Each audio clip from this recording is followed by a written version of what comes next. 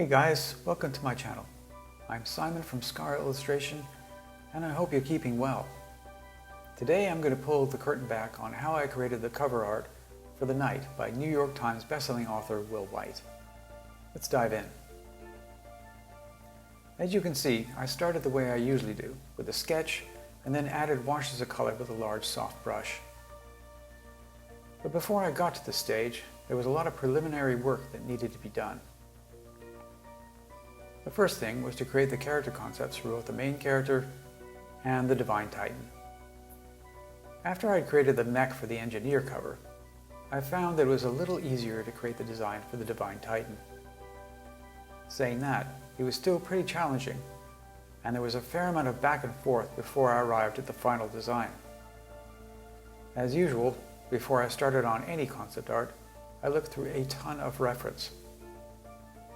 Once the concepts were completed, I then went on to creating the thumbnail for the front and back cover. The challenge with this particular cover was that both the Divine Titan and Rayon are predominantly red, and getting both of them on the front cover and still be able to be red at a small size wasn't going to be a walk in the park. Consequently, there was quite a bit of planning and consideration that went into the initial ideas. And these are the first thumbnails that I created and sent in for a review. The third thumbnail was the one that was chosen, with the caveat that Rayon would need to be bigger than the Divine Titan. With that in mind, I went ahead and developed this thumbnail, which was approved. After that, it was time to create the color sketch. Generally, when I'm creating color sketches, I tend to go pretty far on how I'd like the final to look. And there's a couple of reasons why I do this. The first is that it tends to be easier for clients to envisage what I have in mind. And the second reason is that I can try out a bunch of things and see if it'll actually work. Kind of a dry run before I get going on the final illustration. Next, it was on to shooting my own reference and gathering the rest of the reference that was needed.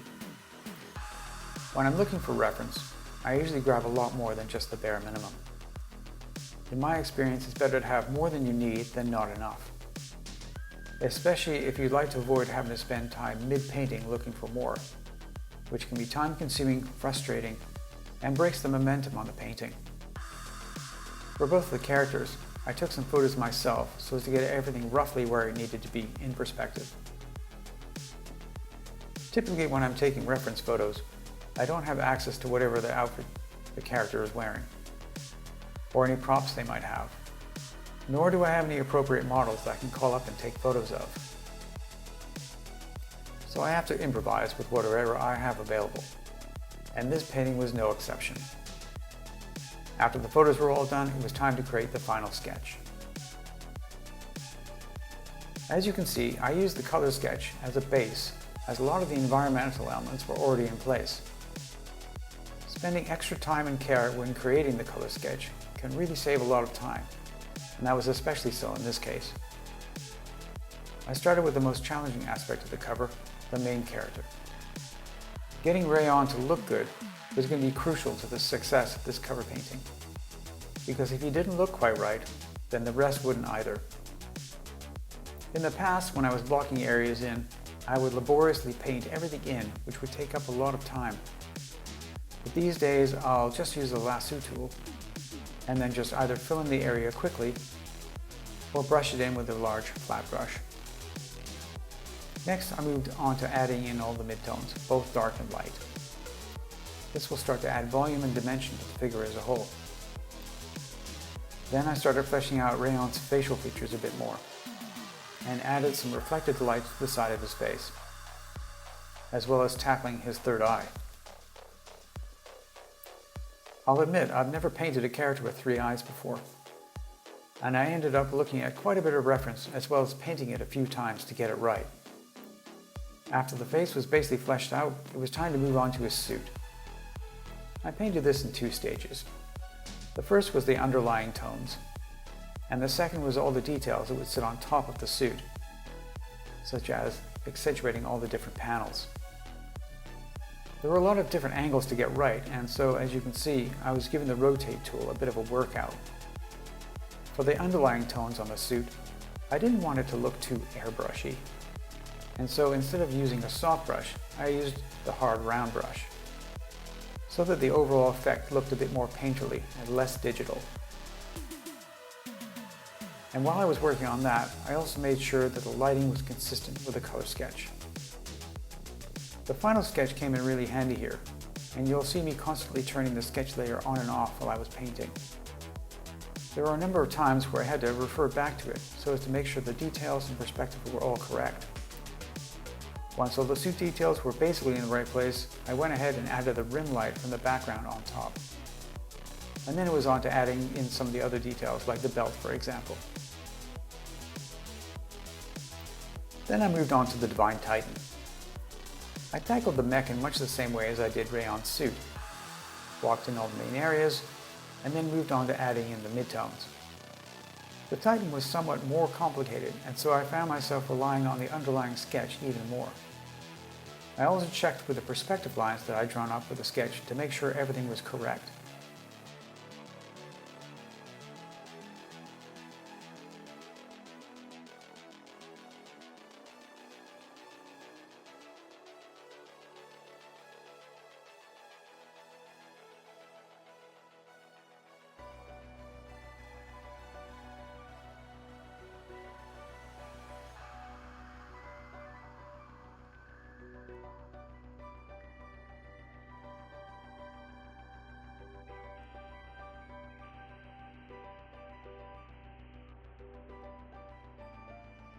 After that, it was time to add in some of the lights.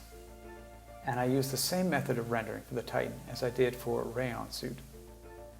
As you can see, I had the color sketch for the Titan right next to the final render, so as to make sure that it had the same look and feel. I also had the concept art on my second screen for the same reason, zooming in and out a lot to make sure that everything was looking coherent, and making sure that the lighting was hitting all the right places to give the impression of a 3D object.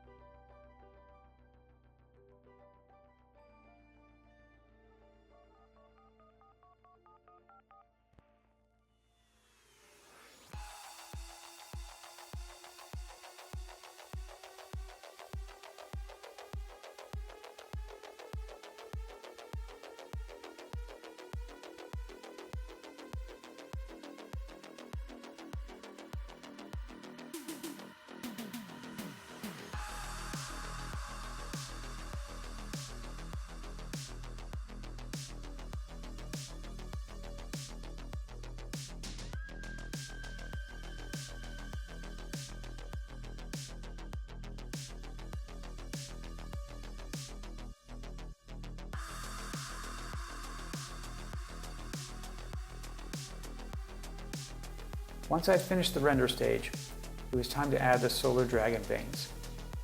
I was careful to not add too much emphasis to these so as to take away from the Titan as a whole. After finishing the Titan, it was time to move on to the background elements, starting with the cityscape.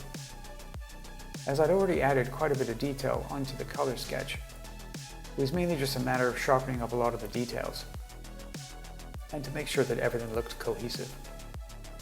Using custom shapes came in really handy, as there were quite a lot of repetitive details to get right. Again, a lot of zooming out and referring back to reference. Between the different sets of buildings, I added mist and smoke to give the illusion of depth.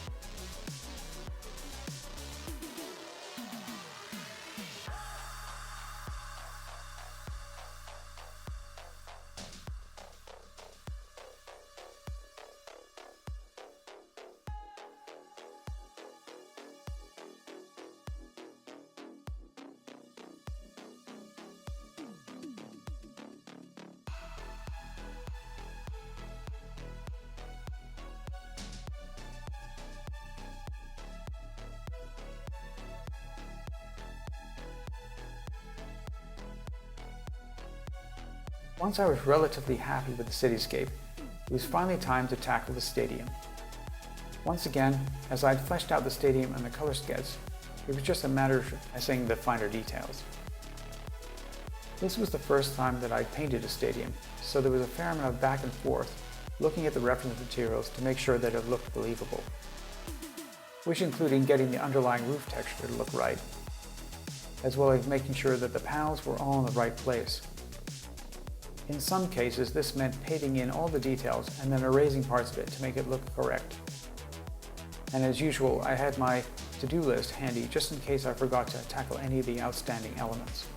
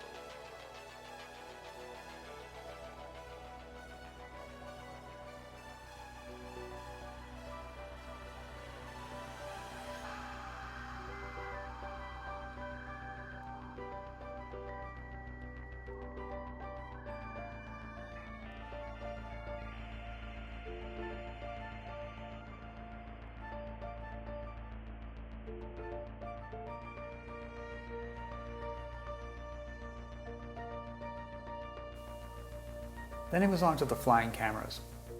These were actually a bit tricky to get right. I wasn't really happy with my initial pass on them, and so ended up painting them a couple of times, especially the camera lenses. Again, I referred back to my reference to get these to look correct.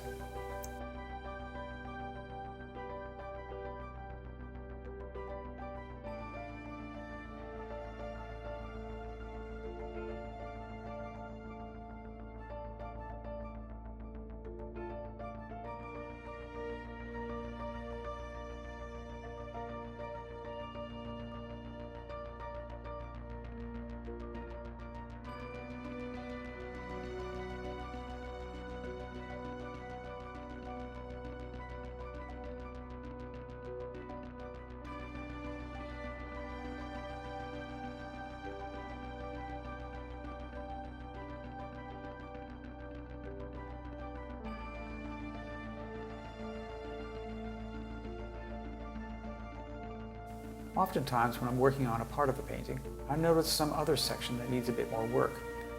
And in this case, it was the Titan. And then after that, it was Rayon as well.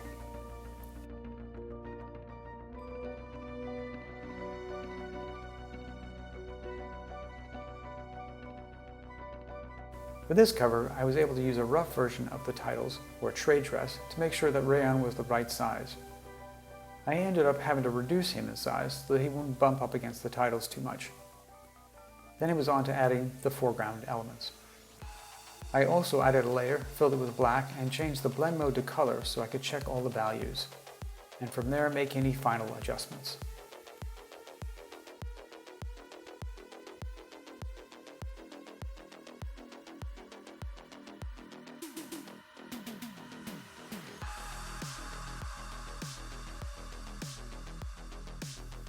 This cover ended up being a lot of fun to paint, creating elements such as the Divine Titan, a main character with 3 eyes, as well as painting a stadium for the first time. These things certainly came with their own unique challenges. But saying that, it was rewarding to overcome those hurdles, and to create an illustration that I'm happy to say that I'm very proud of.